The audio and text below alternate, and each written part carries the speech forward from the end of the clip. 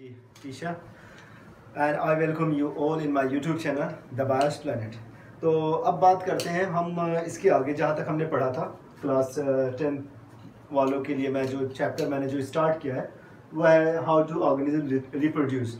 तो इसमें अभी तक हमने क्या पढ़ा था, व्हाट इज़ रिप्रोडक्शन, और रिप्रोडक्शन क्यों इम्पोर्टेंट है। और ये उसके बाद हमने देखा था कि स्पीसीज़ क्या होता है, same species and different species के ऑर्गेनिज्म के बीच how can you identify the organisms और the belong to the same species, organism belong to the different species. यहाँ तक आपने पढ़ लिया। अब हम उसके आगे बात करते हैं इस चैप्टर में कि जो ऑर्गेनिज्म होते हैं, डू ऑल ऑर्गेनिज्म और ऑर्गेनिज्म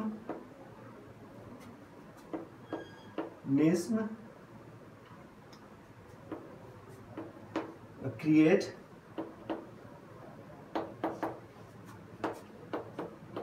exact copies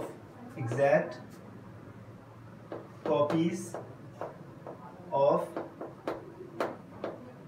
themselves। कि क्या सारे ऑर्गेनिज्म जो होते हैं वो अपनी एकदम एग्जैक्ट कॉपी क्रिएट करते हैं? तो इस टॉपिक को हम आज देख लेते हैं, इस टॉपिक को क्लियर कर लेते हैं कि जैसे कि आप देखें एनिमल, ह्यूमन है, ह्यूमन के जो बच्चे होते हैं क्या एकदम सेम होते हैं या फिर उनमें कुछ वेरिएशन होता है?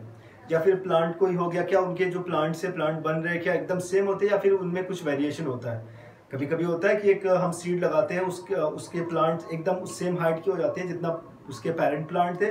या फिर कभी कभी क्या होता है कि जो प्लांट हमने जो सीड हमने लगाया था, जो पेरेंट्स थे वो छोटे थे बट इसके जो हैं वो लंबे हो गए। तो इसका मतलब एग्जैक्ट कॉपी हमेशा नहीं बनती, कभी कभी उसमें वेरिएशन भी देखने को मिलता है। और ये वेरिएशन बड़ा इंपॉर्टेंट है, हम इसके बारे में नेक्स्ट वाले टॉपिक में हम इसके बारे में बात करेंगे। अब देखो सारी चीज़ें कहाँ से स्टार्ट होती हैं। फिर से वापस चले जाइए क्लास 9 में, first chapter the fundamental unit of life. उसमें हमने जो चीज़ देखी थी कि जो बॉस पार्टिकल होता है, जो बॉस केमिकल होता है सेल के अंदर, कंटेंट जो होता है उसमें वो क्या होता है, जो मेन कंटेंट जो होता है वो क्या होता है आपका, वो होता है न्यूक्लियस, जिसे हम सेंटर कहते हैं, सेंटर ऑफ द सेल। वो न्यूक्लियस आपका है, न्यूक्लियस। अब इस न्यूक्लियस के अंदर क्या पाया जा रहा है आपका, क्रोमैटिन। आपने पढ़ा होगा क्रोमैटिन कंडेंस होता है तो हम इसे क्या कहते हैं, क्रोमोसोम। अगर डाइल्यूट फॉर्म में होगा तो क्रोमैटिन, सेम चीजें हैं, chromosome chromatin both are same, just there is only one difference. Chromosome is the dense form and chromatin is the dilute form. After the condensation they become chromosome और chromatin। तो ये जो chromosome या chromatin होते हैं दो चीजों से मिलकर बने होते हैं। इसमें सबसे इंपॉर्टेंट जो चीज होती है वो होती है डीएनए। क्या होता है इसमें, डीएनए प्लस प्रोटीन। तो हम प्रोटीन यहाँ पे मैं लिख दे रहा हूँ, बट जो कि हिस्टोन प्रोटीन हो सकता है। हम इसके बारे में क्लास 12 में जब अगर बायोलॉजी रहेगी आपकी तो हम इस प्रोटीन के बारे में पढ़ेंगे, लेकिन हमें उसके बारे में अभी नहीं पढ़ना है। हमें ये देखना है कि सारे ऑर्गेनिज्म एग्जैक्ट कॉपी बनाते हैं तो कैसे बनाते हैं। एप्पल से एप्पल प्लांट कैसे बनता है, मैंगो से मैंगो प्लांट कैसे बनता है। ऐसा क्यों नहीं होता कि एप्पल से मैंगो, मैंगो से एप्पल, ह्यूमन से कैट, डॉग से कैट, ये सारी चीज़ें क्यों नहीं बनती? क्यों उनमें सिमिलरिटी काफ़ी ज़्यादा होती है, क्यों ये एग्जैक्ट कॉपी बनाते हैं। अब हम बात करते हैं वो सारी इंफॉर्मेशन की जो ऑफ स्प्रिंग होगी, जो नेक्स्ट जनरेशन होगी, वो एकदम एग्जैक्ट कॉपी होगी, एग्जैक्ट कॉपी, या फिर सेम स्पीसीज के होंगे। तो वो कैसे पता चलेगा कि सेम स्पीसीज के होंगे? वो सारी इंफॉर्मेशन है कहाँ पे, वो कैसे पता होता है कि ह्यूमन का जब एक छोटा सा बच्चा पेट में होता है, मदर के वोम में रहता है, तो वहाँ पे वो कौन से ऐसी इंफॉर्मेशन मिलती है कि नहीं यहाँ पे इसके हाथ बनाने हैं, यहाँ पे इसके पैर बनाने, इनकी आइज़ यहाँ पे होनी चाहिए, इनके लेग यहाँ पे होने चाहिए, इनके जो हेड है इस तरह का होना चाहिए। उसकी सारी एकदम एग्जैक्ट कॉपी वहाँ पे ही बना दी जाती है, मदर के अंदर, बॉडी के अंदर, वोम में ही। अब वो कोई ना कोई तो रहा होगा ना वहाँ पे कि नहीं यहाँ पे देखो ये चीज़ बनानी है, यहाँ पे ये चीज़। एक गोट है, गोट के अंदर उसके 4 लेग बन जाते हैं, उसके कान जो ईयर होते हैं वो थोड़ा से अलग हो जाते हैं, आइज थोड़ा से अलग हो जाती है, सारी चीज़ें अलग होती है, बट अपने पेरेंट्स से एकदम उनकी कॉपी। तो ये इन्फॉर्मेशन आई कहाँ से कि किसी ने तो जाके वहाँ पे तो कहा नहीं कि यहाँ पे ये बनाओ, यहाँ पे ये बनाओ, यहाँ पे ये बनाओ। हाँ, वो कैसे पता चला कि यहाँ पे एक चीज़ पहले से थी, एक केमिकल पहले से था जो उनको ये समझा रहा था कि कहाँ पे क्या बनाना है, कहाँ पे क्या बनाना है। और वो इन्फॉर्मेशन कहाँ पे थी? इस डीएनए के अंदर। वो इन्फॉर्मेशन कहाँ पे थी? डीएनए के अंदर। क्योंकि आप आगे जाके पढ़ेंगे डीएनए के जो स्मॉल पार्टिकल होते हैं उनको हम क्या कहते हैं? जीन कहते हैं। या डीएनए के अंदर इंफॉर्मेशन होती है क्या बनाने की? प्रोटीन बनाने की। किस चीज के बनाने की इंफॉर्मेशन होती है? प्रोटीन को बनाने की इंफॉर्मेशन होती है। और ये प्रोटीन किस चीज के लिए रिस्पॉन्सिबल होते हैं? कैरेक्टर्स, और जो हमारी बॉडी होती है, किस तरह की डिजाइन होती है, उसके लिए रिस्पॉन्सिबल कौन होते हैं? बॉडी डिजाइन जो होती है उसके लिए रिस्पॉन्सिबल कौन होते हैं? ये प्रोटीन होते हैं। प्रोटीन कौन बना रहा है? यही जीन या फिर डीएनए। तो जीन कुछ और नहीं, ये डीएनए के ही छोटे छोटे पार्ट होते हैं। पूरा जो डीएनए होता है वो फंक्शनल नहीं होता। जैसे ये डीएनए है, ये पूरा का पूरा डीएनए फंक्शनल नहीं है। इसमें ये डीएनए वाला पार्ट फंक्शनल है, ये डीएनए वाला पार्ट फंक्शनल है, ये डीएनए वाला पार्ट फंक्शनल है, ये डीएनए वाला, जहां तक मैं निशान लगा दे रहा हूँ वो डीएनए है, वो पार्ट फंक्शनल है। Next part is junk DNA that have no information, जिनके पास कोई इंफॉर्मेशन नहीं है। जो इंफॉर्मेशन वाला पार्ट है वो कौन सा है? ये वाला पार्ट। तो इस इंफॉर्मेशन वाले पार्ट को हम क्या कहते हैं? जीन। मतलब जो फंक्शनल पार्ट होता है डीएनए का उसी को हम क्या कहते हैं? जीन कहते हैं। तो बात समझ में आ गई? एग्जैक्ट कॉपी कैसे बनते हैं? क्योंकि देखो हमारे अंदर क्या है, हमारी बॉडी सेल है, ठीक है ना। तो सेल के अंदर जो सेल होती है, सेल के अंदर क्या पाते हैं? Chromosome. How many number of chromosome present in our each cell of the body? 23 pairs means 46 chromosome. Okay, her cell में होते हैं। अब जब ये नेक्स्ट जनरेशन में जाते हैं, अगर ये क्रोमोसोम नेक्स्ट जनरेशन में चले गए तो जो प्रोटीन ये बना रहे हैं वही प्रोटीन इसके अंदर भी बनेगा, क्योंकि डीएनए ही तो होते हैं क्रोमोसोम। डीएनए यहाँ से इंफॉर्मेशन कहाँ पे लेके जा रहे हैं? नेक्स्ट वाली जनरेशन में लेके जा रहे हैं। जो इंफॉर्मेशन यहाँ पे प्रोटीन बना रही है वही इंफॉर्मेशन यहाँ पे आएगी, वही प्रोटीन यहाँ पे भी बनेगी। तो जब वही प्रोटीन यहाँ नेक्स्ट जनरेशन में भी बनेगी तो सेम कैरेक्टर नेक्स्ट जनरेशन में भी जाएंगे।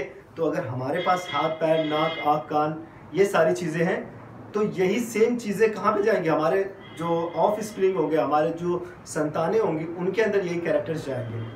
और ये कैरेक्टर्स जब जाएंगे तो जो हमारी संतान होगी वो कॉपी होगी हमारी। अब देखते हैं नेक्स्ट इसमें क्या हो सकता है। एक बड़ा ही इंपॉर्टेंट इवेंट होता है। ये कैसे हमारे रिप्रोडक्शन कैसे होता है कि दो बड़ा इंपॉर्टेंट प्रोसेस होता है, और उस प्रोसेस का नाम है DNA replication. What is the name of that important process? DNA replication. तो डीएनए रेप्लिकेशन बड़ा इंपॉर्टेंट प्रोसेस होता है। अब इस डीएनए रेप्लिकेशन के बारे में अगर हम बात करें तो ये डीएनए रेप्लिकेशन क्या करता है? डीएनए रेप्लिकेशन में क्या होता है कि डीएनए, जैसे ये आपका न्यूक्लियस है, न्यूक्लियस में आपका डीएनए पाया जा रहा है क्रोमैटिन की फॉर्म में, और ये अपने आप को डबल करता है। रेप्लिकेशन का मतलब टू डुप्लीकेट द डीएनए। ये डीएनए को डबल करने के प्रोसेस को हम डीएनए रेप्लिकेशन कहते हैं। जब डीएनए डबल होगा तो ये क्या हो जाएगा? सेल का साइज बड़ा हो जाएगा। सेल का साइज बड़ा हो जाएगा तो डीएनए कॉपी बन जाती है ना। एक्चुअली डीएनए डबल होने का मतलब डीएनए अपनी कॉपी बनाता है। यहाँ पे डीएनए था पहले, इसने अपनी एक ठीक एग्जैक्ट कॉपी बना ली। अब एक कॉपी यहाँ पे ऐसे है और एक पुरानी वाले पेरेंट डीएनए है। अब दोनों जो पेरेंट ऑर्गेनिज्म है उसके अंदर क्या हुआ? पहले डीएनए अपने आप को डबल कर लिया। अब उसके बाद जब डीएनए डबल हो गया, क्योंकि उसने अपनी कॉपी बना ली, एक कॉपी ये, एक कॉपी ये, जब उसने बना ली तो उनको सेपरेट होने की, क्योंकि एक सेल एनफ नहीं है किसके लिए? डबल डीएनए के लिए एनफ नहीं है। उसकी एक कॉपी भी है, चलो उसको अलग कर देते हैं। तो डीएनए जो होता है, कुछ डीएनए यहाँ पे आ जाता है, कुछ डीएनए यहाँ पे आ जाता है, और सेल उसके बाद डिवाइड कर लेती है, क्योंकि पहले न्यूक्लियस बड़ा होता है, पहले न्यूक्लियस डिवाइड करेगा, फिर उसके बाद सेल डिवाइड करके दो अलग अलग सेल बन जाती है इस तरह से। अब देखें क्या वो एग्जैक्ट कॉपी होते हैं, उसके बारे में हम बात करते हैं। देखो अगर पेरेंट सेम होंगे, कोई दूसरा पेरेंट इन्वॉल्व नहीं होगा, जैसे एक पेरेंट ये है, इसके अंदर डीएनए ऐसा है, इससे जो ऑफ स्प्रिंग बनेगी सिर्फ एक से पेरेंट है, तो सेम टोटल इसका जो डीएनए है, जो इसके अंदर जो इंफॉर्मेशन है वही इसके ऑफ स्प्रिंग के अंदर भी जाएगी, वही इसके संतान के अंदर भी सेम जाएगी। ऐसे मैं बना दे रहा हूँ, तो ये तो सेम इंफॉर्मेशन आ गई ना, सेम डीएनए, कहीं अलग से कोई डीएनए नहीं आया, कोई वेरिएशन नहीं आया, तो यही सेम चीज यहाँ पे पहुंच गई। यहाँ पे जो डीएनए है, जो यहाँ पे डीएनए के पार्ट जो जीन होते हैं, जो यहाँ पे प्रोटीन बना रहे हैं वही डीएनए और जीन यहाँ पे है, तो वही प्रोटीन यहाँ पे भी बनेगा। लेकिन और सॉरी, इसीलिए दोनों के कैरेक्टर एकदम सेम होंगे, यानी दोनों एग्जैक्ट कॉपी होंगे। तो दोनों पेरेंट्स, ये जो ऑफ स्प्रिंग होगा पेरेंट्स का एग्जैक्ट कॉपी होगा। लेकिन अगर हम बात करें कि कोई ऑर्गेनिज्म है, ठीक है ना, एक आदमी है, उसकी शादी हो गई और इसकी ये वाइफ है, तो ये वाइफ का डीएनए है, ये हस्बैंड का डीएनए है, ठीक है। अब दोनों के गैमेट है वो आपस में मिल गए, या फिर दोनों का जो डीएनए है वो आपस में मिल गया, और उससे जो नया कॉम्बिनेशन बना, जो उनका ऑफ स्प्रिंग हुआ, जो उनकी संतान जो होगी, अब उसके अंदर किसका डीएनए होगा? फादर का भी डीएनए होगा, मदर का भी डीएनए होगा, दोनों का डीएनए होगा, means combination of mother and father. तो दोनों डीएनए के कॉम्बिनेशन यहाँ पे होगा। तो यहाँ पे क्या है, एक तो ये है रेड वाला और एक ब्लू वाला, तो दोनों आ रहा है, तो मदर से भी इंफॉर्मेशन इसके अंदर जा रही है, फादर से भी इंफॉर्मेशन आ रही है, तो मदर वाला प्रोटीन भी इसके अंदर बनेगा, फादर वाला प्रोटीन भी इसके अंदर बनेगा। अब जब अलग अलग टाइप का मदर का प्रोटीन बनेगा, मतलब कुछ मदर के कैरेक्टर होंगे, फादर का प्रोटीन डीएनए आया तो फादर का भी प्रोटीन बनेगा, यानी फादर के भी कुछ कैरेक्टर बनेंगे, यानी ये वाला एग्जैक्ट कॉपी नहीं होगा। तो ये एग्जांपल तो एसेक्सुअल रिप्रोडक्शन का है, this is the example of asexual reproduction, but this is the example of sexual reproduction. Why? Because here is 2 organism required. इस टाइप की रिप्रोडक्शन के लिए 2 ऑर्गेनिज्म की रिक्वायरमेंट होगी, और इस टाइप की रिप्रोडक्शन के लिए 1 ऑर्गेनिज्म की रिक्वायरमेंट होगी, जहाँ पे सिर्फ एक ऑर्गेनिज्म पेरेंट हो, जहाँ पे सिर्फ एक ही ऑर्गेनिज्म क्या हो, पेरेंट हो, तो हम उसको कहते हैं, उस टाइप के रिप्रोडक्शन को, या फिर उस टाइप के रिप्रोडक्शन को हम एसेक्सुअल रिप्रोडक्शन कहेंगे। लेकिन जहाँ पे 2 अलग अलग ऑर्गेनिज्म की रिक्वायरमेंट होती है, तो हम उस टाइप की रिप्रोडक्शन को सेक्सुअल रिप्रोडक्शन कहते हैं। तो ये कॉन्सेप्ट आपका आई थिंक क्लियर हो गया। अगर आपको कुछ समझ में नहीं आया है तो आप मुझे कमेंट बॉक्स में लिख के भेज दीजिएगा। चैनल को सब्सक्राइब करें, वीडियो को लाइक करें, और अगर कहीं पे कोई प्रॉब्लम आ रही है ज़रूर आप मुझसे शेयर करें, और अपने दोस्तों के बीच में चैनल को और वीडियो को शेयर करें। Thank you so much.